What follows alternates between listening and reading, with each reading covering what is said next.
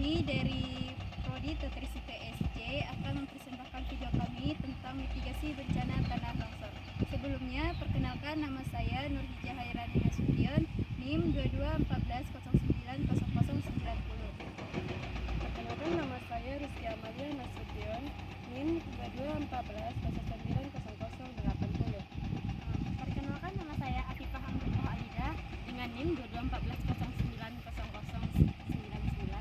Perkenalkan nama saya Uciula Putri dengan NIM 2214090089.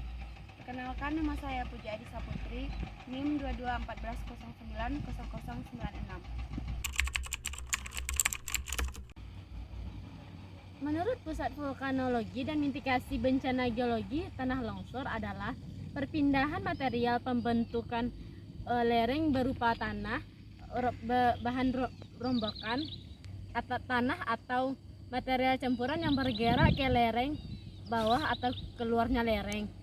Dan terjadinya tanah longsor karena adanya gerakan tanah sebagai akibat dari bergeraknya massa tanah atau batuan yang bergerak di sepanjang lereng.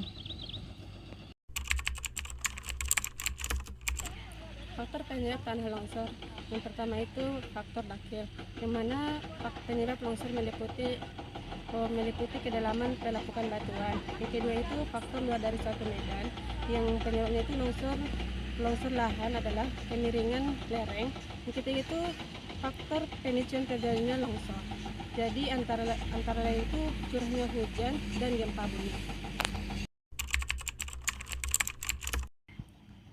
Terjadinya longsor lahan dapat dilihat dari gejala-gejala sebagai berikut. Yang pertama, curah hujan yang tinggi. Yang kedua, hujan berlangsung lama. Yang ketiga, munculnya retakan-retakan pada tanah di lereng seperti tiang listrik atau pohon menjadi miring. Yang keempat, lereng-lereng pegunungan yang tidak lapuk. Yang kelima, bahan lapukan tersebut termasuk tanah berwarna merah.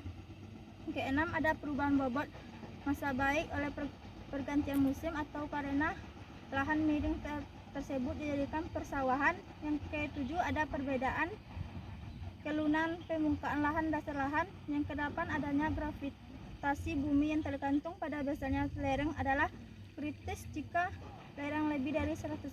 Yang terakhir, perubahan hambat geser, misalnya tanah kering hamba geser lebih besar dibandingkan dengan tanah basah.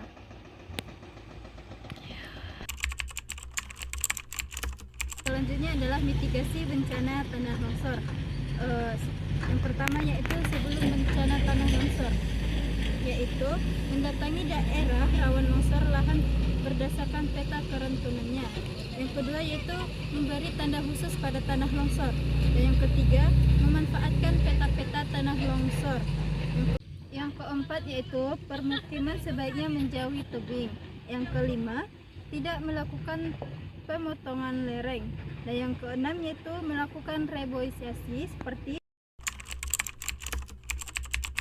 Mitigasi sesudah bencana. Yang pertama, menyelamatkan korban secepatnya ke daerah yang lebih aman. Yang kedua, penyelamatan harta benda yang mungkin bisa diselamatkan. Yang ketiga, menyiapkan tempat-tempat penampungan sementara bagi para pengungsi seperti tenda-tenda dan lain-lainnya. Yang keempat, menyediakan dapur-dapur umum, makanan-makanan untuk para pengungsi. Yang kelima, menyediakan air bersih, sarana kesehatan. Yang keenam, memberikan dorongan semangat bagi para korban bencana agar para korban tersebut tidak frustasi.